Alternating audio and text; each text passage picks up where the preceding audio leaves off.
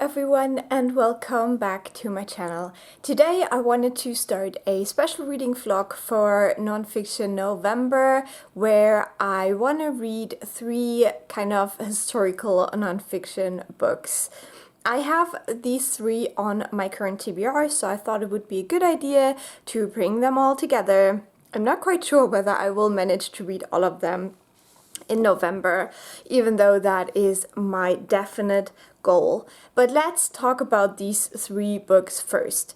Now, the first one is Pompeii by Mary Beard.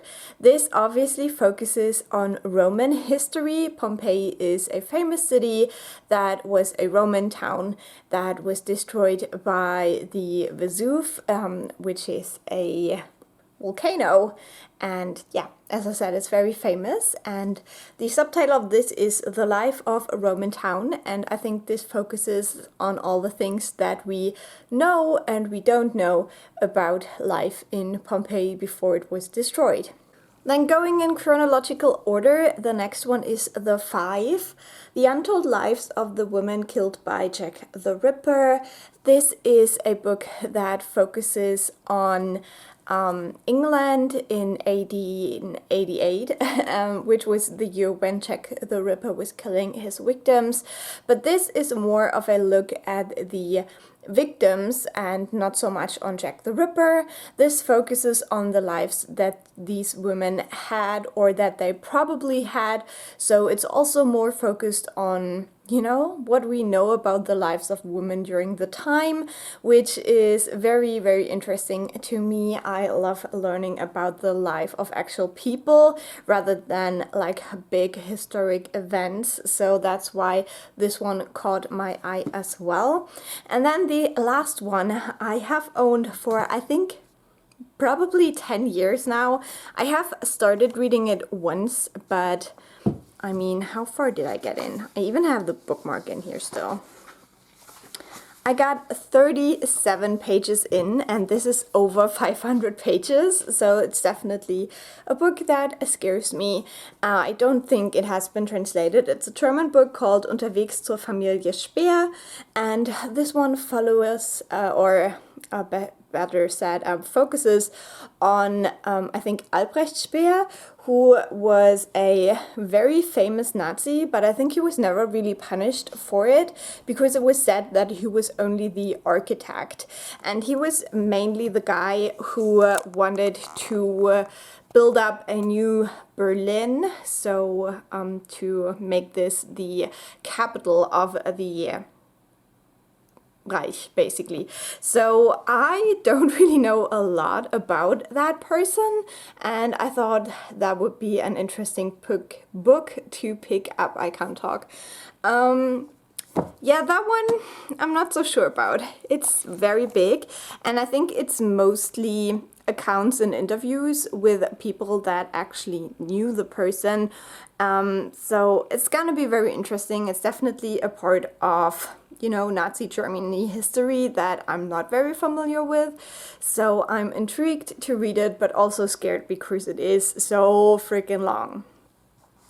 So I think, no, I know that I will start this vlog with Pompeii. I think I want to read them in chronological order, so starting with the like oldest topic because that's like BC, and then move through these books.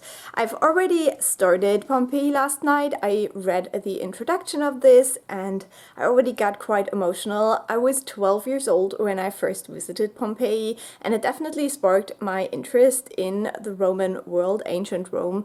And Rome today is one of my favorite cities because of its history, but also because of the way it just is now.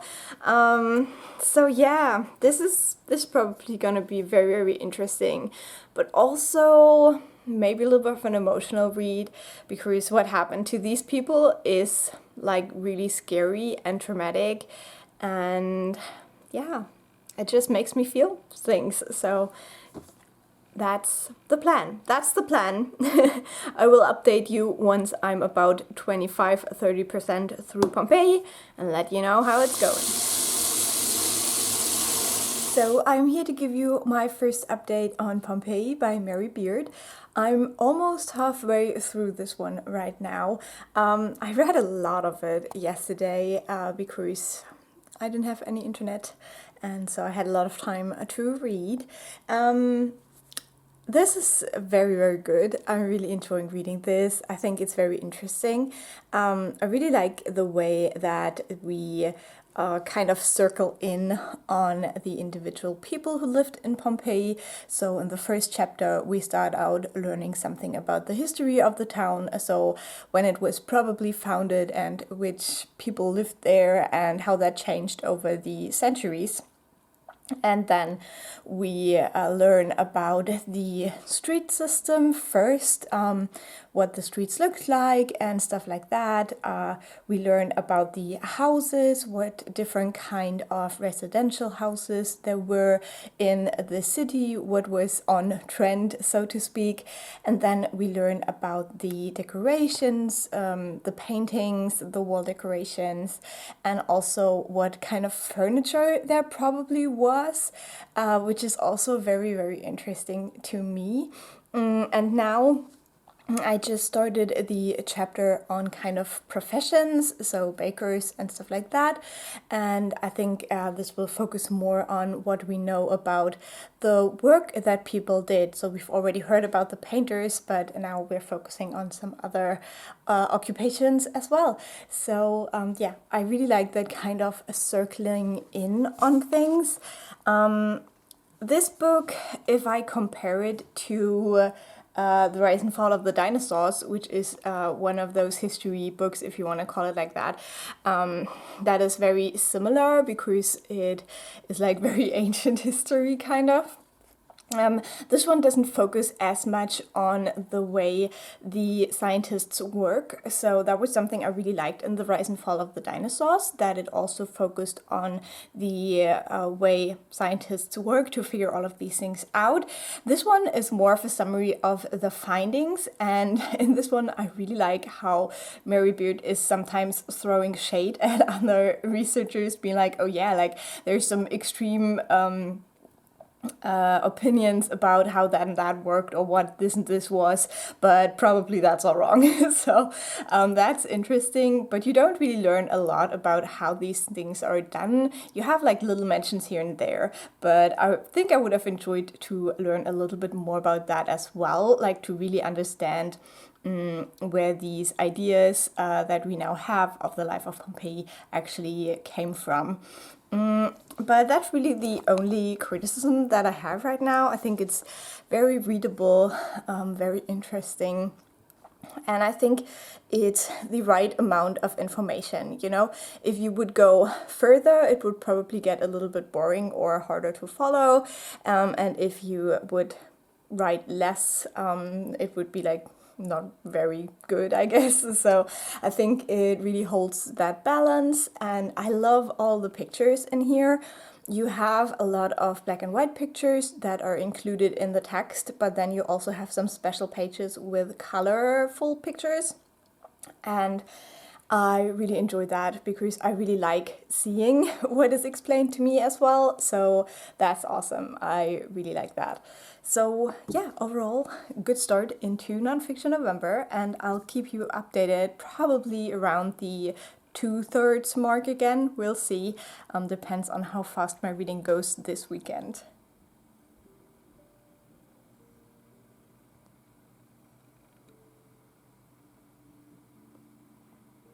So I am now more than 2/3 of the way through this book. It's already late, so my brain is a bit fuzzy, I'm sorry.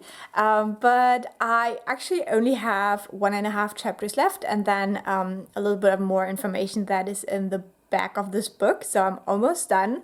I'm still really enjoying this book. I think it is so interesting. So let me talk a little bit about the chapters that I've read since we last spoke. So I think when I last updated this, I was about to start the chapter on the professions, so baker, banker, and garum maker, and that was a very interesting chapter, also talking about the way money worked, which is something I had never considered before.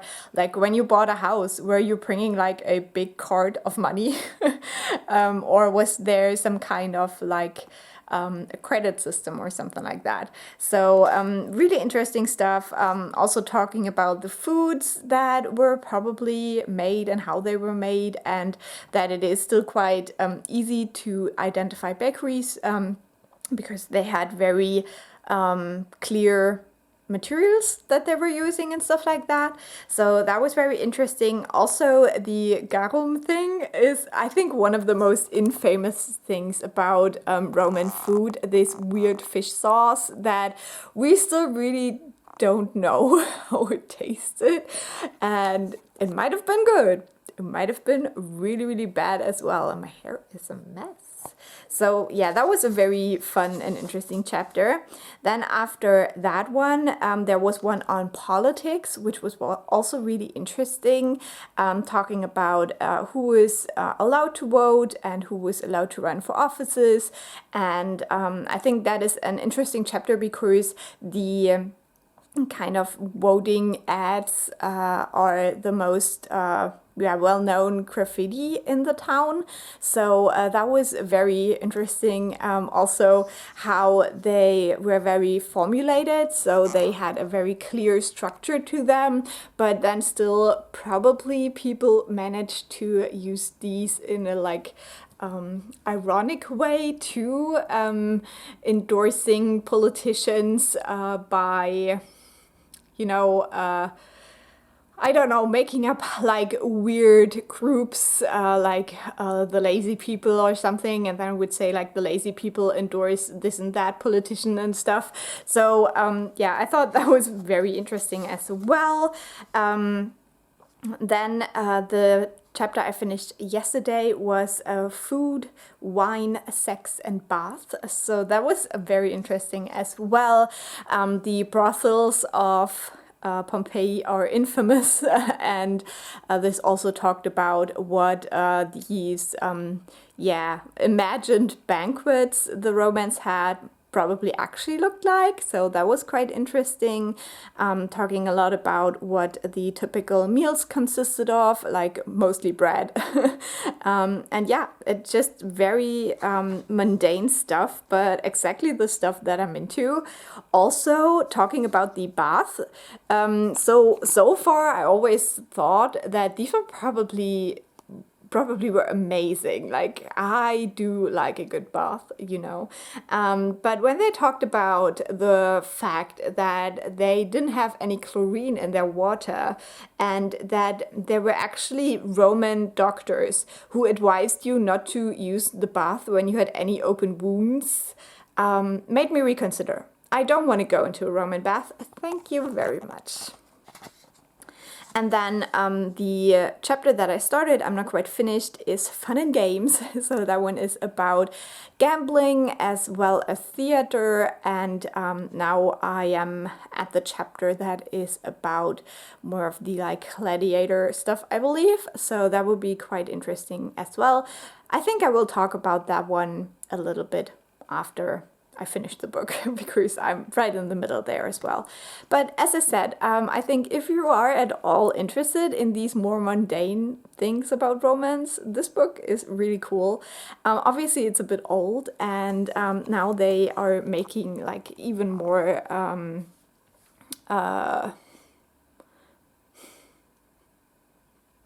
I don't know the English word, my brain is mush today. But basically they still have new finds. So they just found a chariot earlier this year, and now they found something they call a slave's room, which probably housed slaves. And there they still found wooden bed frames, which is pretty wild. And they also found some remains there as well of people who probably tried to flee but couldn't. So yeah, there's still a lot going on. There's still a lot of Pompeii that has not been discovered yet.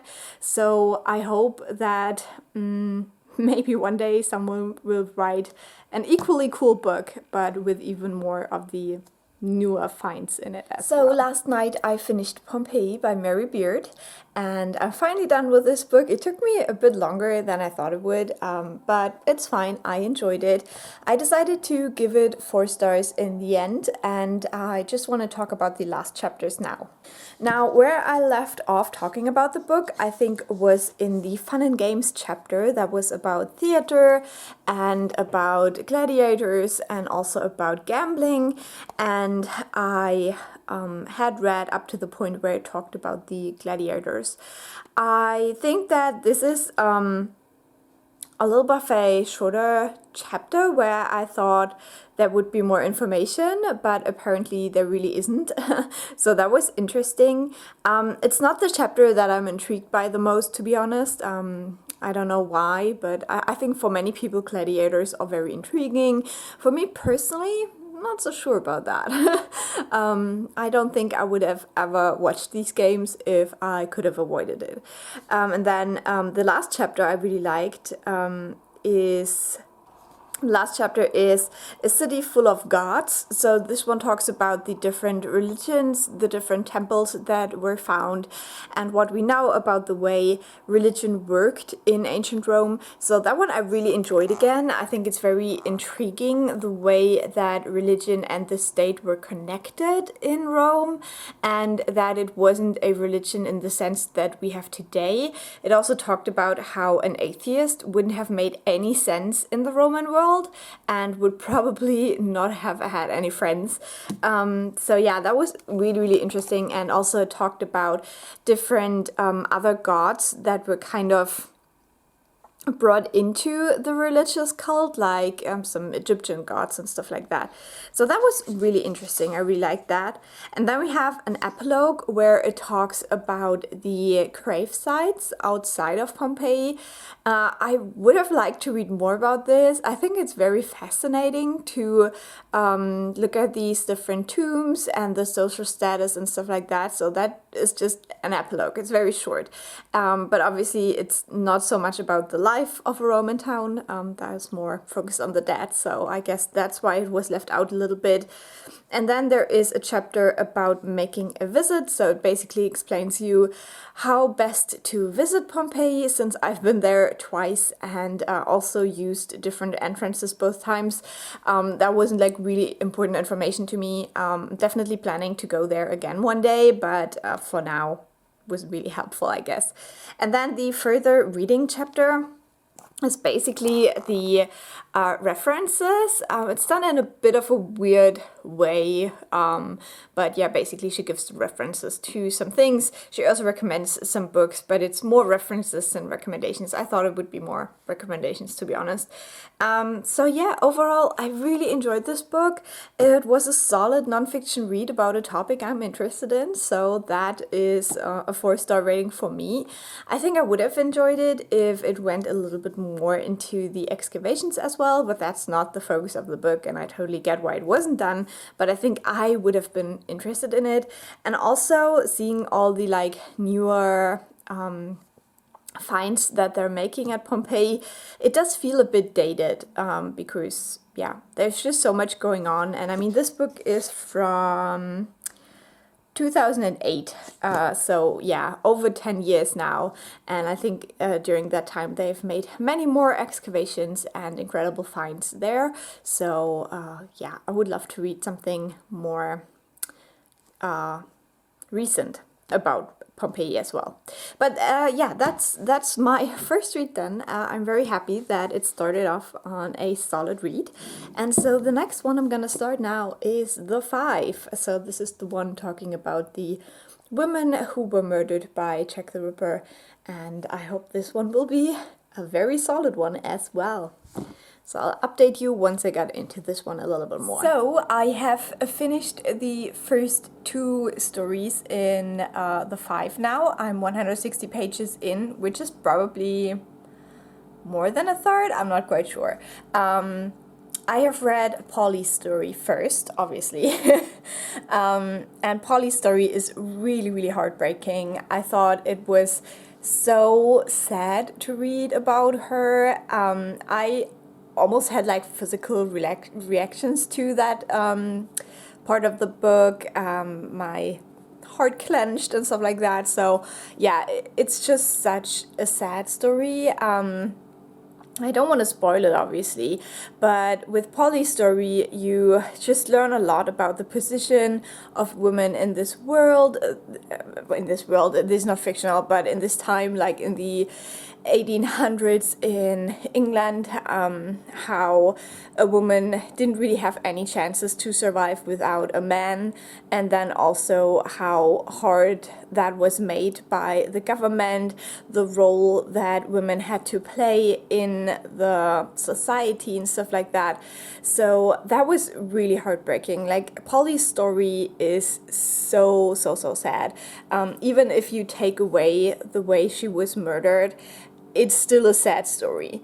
And yeah, just really horrifying. And as I say, this is the book you have to read if you think that living in the 1800s was great, because no, like the poverty, the illnesses, and all these horrible things.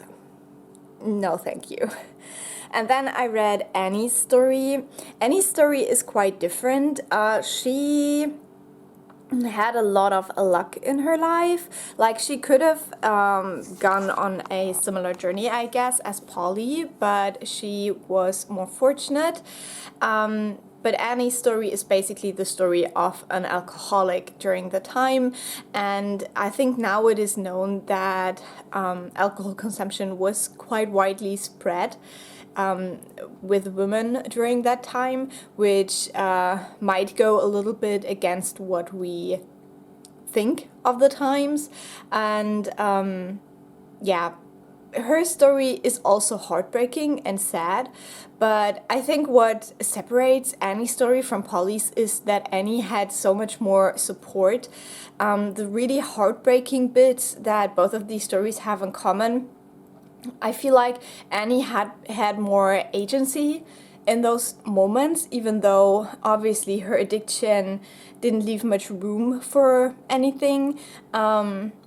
She still had some kind of a choice to make, and there were people there offering help, offering a choice to her, and that is what kind of makes Annie's story not quite as heartbreaking, I guess. It still is, addiction is never a great thing. But yeah, I felt like Polly's story just was so much more sad to me, because she didn't have that agency and she didn't have that choice, or at least that's how it seems from the bits that we get. Obviously, we don't have any account of the women themselves, and that makes it hard to understand how they perceived their lives, but from the accounts of friends and family and stuff, it seems that Polly's life was drenched so much more in sadness than Annie's. Reading this book is very interesting in the sense that you know that these stories are not gonna have a happy ending, and so it's not stories. It's stories about their life, not in a fictional sense. But with fictional stories, you usually wait for some kind of a happy end, or at least some kind of, I don't know, catharsis. Is that how you say it? But you don't get that with these stories. We know the end of these stories, and it's just very heartbreaking to read this and to know that every good thing that happens will not save these women. So yeah, I'm really enjoying this. If it keeps pace, I'll probably give it 5 stars. So we'll see. I'll keep you updated probably when I read the next 2 parts of the book. So yesterday I finished the next 2 parts in the 5. Part 3 follows Elizabeth. Elizabeth. And that one was really interesting. I really liked it, and I felt like that would have been a great plot for a novel. Elizabeth was born in Sweden, and it was really interesting to read about the way that Swedish politics worked at the time and the way they viewed prostitution and poverty and stuff like that. And then later in her life, she goes with a rich British family to be their servant in London. And that's how she ended up in Whitechapel. And obviously not with the wealthy people, but like after some unfortunate events. This chapter also really portrayed again how there were only fallen women, but not fallen men, and that this concept was really gendered, that the men that were usually the reason why these women were fallen, they weren't viewed as a problem, especially also when it came to the distribution of STDs. So yeah, that was just really interesting. I think overall it is yeah, it's very hard to grasp Elizabeth as a character, but I just felt like her life would be an amazing novel. Like this daughter of a farmer who was brought up very strongly with Christianity, and who then, through so many misfortunes, ends up being kind of a con woman in the London of 1888. It's just an interesting storyline, if you get what I'm saying. It's hard to imagine that this was the life of someone, and it was really hard to really understand her character because she probably went through a lot of changes due to her situation. And then the fourth one is Catherine, or Kate as she's called in this book. Kate's storyline really is one of those cautionary tales that you shouldn't just run off with the pretty guy who can talk well. Kate's story is the one that reads the most as if what happened is her own fault. I had the same feeling with Annie, but Annie really tried. I think with Catherine, you could very easily come away from her life story and be like, oh well, but it was all her choice. So that was interesting, and I think an interesting alternative to the other women. Also, what I thought was interesting is that Polly and Annie and Catherine all had education, which was still unusual at the time, especially for women. And in Catherine's chapter, it talks a lot about the way that education was seen as a way out of poverty, and how the children of the people who had to go to workhouses from a certain point were educated in kind of boarding schools. That was interesting as well, seeing how the perception also changed, or probably not changed, but just that there's multiple perspectives on poverty even at the time, where some people think that it's personal choice or just genetic reasons, but other people understood the role that society played in keeping families in poverty, and how they could never actually escape this because of the way society works. And so they saw education as one way to help children out of that loop of poverty. And yeah, that was just really interesting. Apart from that, Catherine's story doesn't stick to me as much as the other ones. Probably because I just can't imagine living like that. I mean, I can't imagine living like any of these women. Obviously, I wasn't born in the 1840s. That was a crazy different time. But as I said, since Catherine's story is more of a choice, it feels like, yeah, you can connect less with her I guess. I don't know. I'm just rambling. So yeah, I have Mary Jane left now, and I will update you when I finish the book. So I finished The Five by Helly Rubenhold, and I thought I'd give you my final update on this book.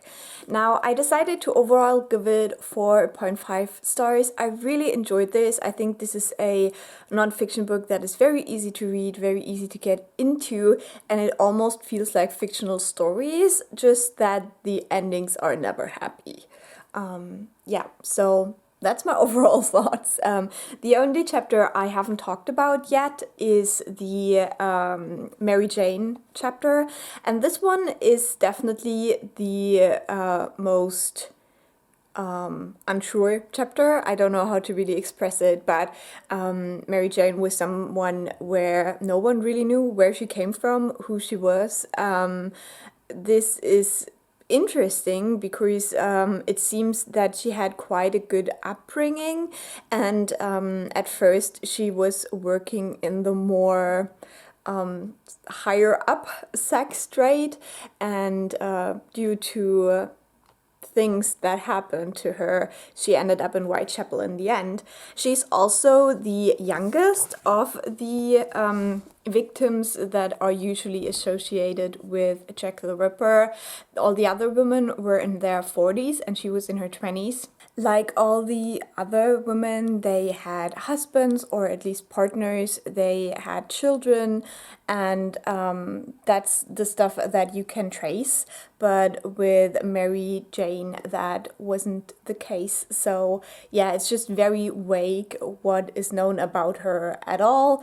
Most of it is from her partner at the time when she was murdered, but he also wasn't really sure what was truth and what was made up by Mary Jane. So yeah, that was very interesting, especially since it looked at the higher end sex trade and also how a lot of women were abducted at the time and brought to a different country to basically be sex slaves and not let go again. So yeah, that was quite interesting. And then the last chapter talks about the kind of feminist idea behind this book, that while we all know about Jack the Ripper, we don't really know anything about the women he killed, and that by dehumanizing them, we all participate in the kind of erasure that he started by murdering them, and by saying they were just prostitutes. This feeds into a narrative that if you don't adhere to norms as a woman, it is your fault when you get punished and murdered. So that was very good again, because obviously it is something we've been talking about in the last couple of years, but I guess we still have to go a very long way as a society to overcome these ideas. And they're just very deep inside of our heads, very intrinsic. So yeah, that was just a good ending to the book, I thought. Very interesting, very good. And now I have one more book for this vlog, and it's also the biggest one, and it's this German book about Albrecht Speer. It's over 500 pages, so I am very nervous. So I'm not doing a great job at vlogging this, but I am now almost halfway through of this book. I'm not doing so well this week, having a migraine and stuff like that, just being tired. The cat is a little menace. Yeah, I finished the first 3 interviews, which is the biggest part of this, and I'm almost done with the 4th one. Now, the first interview is with the eldest daughter of Albert Speer. I always want to say Albrecht, it's Albert. That was very interesting. It's the first one in the book, and you can really see the struggle that this woman has with the position of her father. And you can tell that she really loved her father as a child, even though he was a very absent one. But when he was there, she always had a great time. And she was also the one that really tried to help him later on, looking for political allies to get him out of prison. And at the same time, she studied sociology, for example. She was a very well-educated woman. And you can really tell how these two different things kind of fought inside of her, that objectively she knew what kind of bad things her father had done, but at the same time couldn't deny that love that she had for the man and not the kind of political figure. And then we have the eldest son, which was also quite interesting, because he is one that really suffered through childhood. He had a very bad stutter. He would usually throw up when he would be nervous. So he wasn't really the kind of son that was appreciated in the Second World War in Germany. And so he had a very difficult relationship with his father, and yeah, it was just interesting to have that different perspective. And at the same time, he became an architect as well. So he kind of, followed in the footsteps of his father, even though he framed it more as following the footsteps of his grandfather, because the whole family had been architects before. But in that way, he had the possibility to kind of engage with the work of his father more than the actual person, and that was very interesting as well. This does talk a lot about the architecture behind Albert Speer, especially since it was always planned to be very grand and out of dimension almost. So that's just interesting to see come up again and again. And I gotta be honest, I don't even remember the third interview so well. Yeah, so the third interview was with the third son. I don't know. So one of the younger children. Albert Speer had 6 children in general, but only 3 were interviewed here. That one didn't leave such a big impression on me, I think because I read it when I was quite stressed, but again, just a different perspective on this struggle of having such a person as your father, while also recognizing all the horrible things that he did. I think what was interesting with Arnold, the third son, is that he was quite small when the father was around, so he didn't really have any recollections of the time of the Second World War. He only remembered the bits afterwards, which was interesting, and he also always felt a little bit left out from his family, so he almost had like an out of family perspective on the whole thing, while knowing a lot about the topic, but just not the emotional connections. So that was interesting as well in this discussion. And now the last family interview is with the nephew, I believe. I think he's called Wolf, and he's the son of Albert Speer's oldest brother, and it's also very interesting to read his perspective, because he has a very bad relationship with his father, and he also doesn't really like Albert Speer, which is obviously different for his children. So he has a way more critical perspective on everything, and he has the freedom to really believe in the bad things that Albert Speer had done. It especially talks about the whole concentration camp situation, and how far Albert Speer was actually involved in that, because after the war he was basically like, oh, he didn't really know what was going on there, but that's not true. So yeah, that chapter opens it up a little bit more to more critical reflection, and also more of the family background information. So overall, so far this book has been way more about the after-war time and the jail time and what happened after that. So I wasn't really expecting that, but I learned a lot because that's something that wasn't really part of my school education too much. And it's just very interesting to see how all of these Nazi people just went on being important people after the war, because there wasn't really anyone else around who could do, the bigger positions. And it's just horrifying to read that, to be honest. So yeah, I keep you updated on the rest, I hope. So, I finished my last book for this vlog, which is Unterwegs zur Familie Speer, a German book about Albert Speer, who was one of the leading Nazis who actually was not sentenced to death in the Nürnberger Prozesse. And I don't want to talk too much about the second half of this book.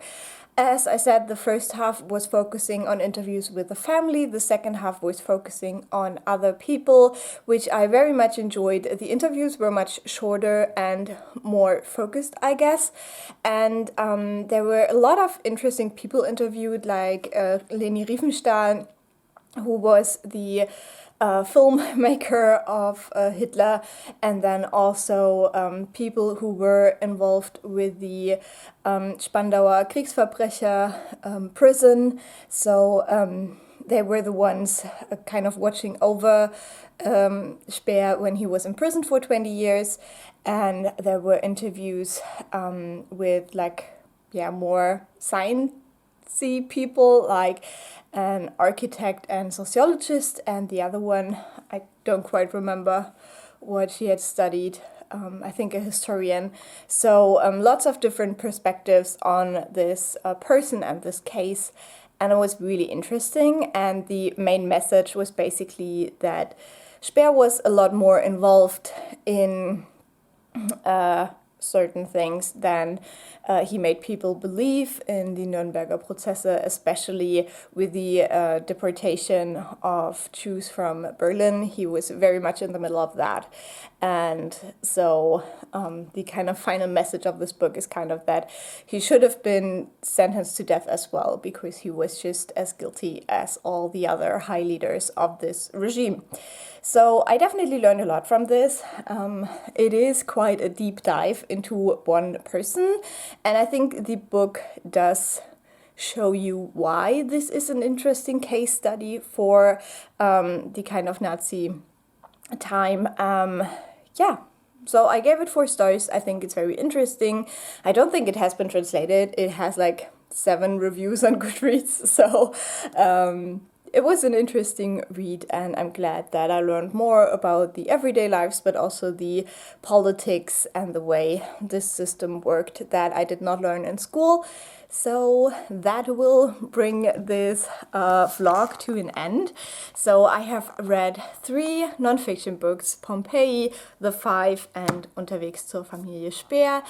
I think I gave The Five and Unterwegs zur Familie Speer 4 stars, and then The Five I gave 4.5 stars, and I enjoyed all of them. I learned a lot. This was super fun, and it definitely inspired me to read more nonfiction, especially that is history-based, because that's something I've always been very interested in, but after school kind of stopped educating myself more. So yeah, I definitely want to continue on this journey, and maybe next year I'll do a similar vlog again. We'll see. I hope you enjoyed this. If you did, leave a like or a nice comment. I always appreciate those. And if you subscribe, I will talk to you soon. Bye!